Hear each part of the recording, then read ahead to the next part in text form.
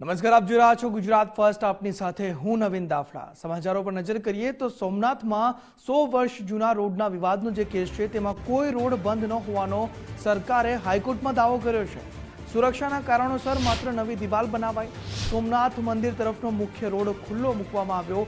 ગઈકાલના photographs court સમક્ષ રજૂ કરવામાં આવ્યા છે. ત્યારે હાઈકોર્ટે કહ્યું છે કે કલેક્ટરે 4 મહિના સુધી જવાબ કેમ ના આપ્યો. જાહેર માર્ગ અંગે એકતરફી નિર્ણય ન લેવાય. સરકાર કોર્ટમાં રોડનો નવો નકશો રજૂ કરશે. સાગર દર્શનનો માર્ગ બંધ થયાની અરજદારની રજૂઆત છે.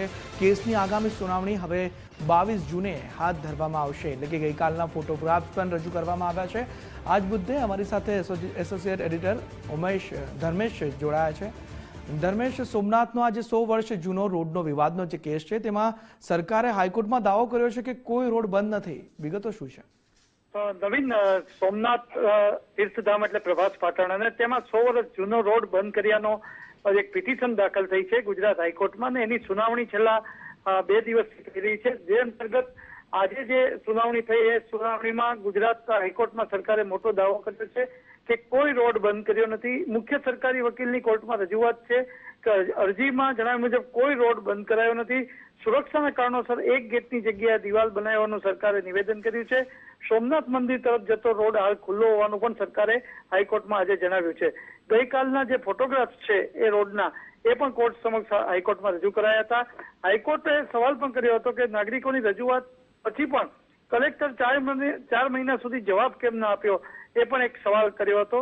જાહેર માર્ગ એકતરફી બંધ કરવાનો નિર્ણય કેમ લઈ શકાય, હાઈકોર્ટે એ પણ ઉલ્લેખ કર્યો હતો. આમ છેલ્લા 2-3 દિવસથી આ સુનાવણી થઈ રહી હતી. અંતર્ગત આજે પણ સરકારે કોર્ટ સમક્ષ રોડનો વિડીયો અને નવીનતમ નકશો રજૂ કરાશે એવી માંગણી. પક્ષનો દાવો હતો કે સોમનાથ મંદિર નજીક સાગર દર્શન તરફ જતો ઐતિહાસિક માર્ગ અવરોધાયો છે. સમગ્ર કેસની સુનાવણી બાદ 22મી જૂને કેસની આગામી સુનાવણી હાથ ધરાશે. પણ મહત્વની વાત એ છે 100 વર્ષ જૂનો રોડ જે પ્રભાસ પાટણ અને સોમનાથ મંદિર ને જોડતો રોડ છે એ વિવાદનો કેસ હવે હાઈકોર્ટમાં પહોંચ્યો છે. જી નવીન. બિલકુલ ધર્મેશ, સમગ્ર માહિતી બદલ આભાર.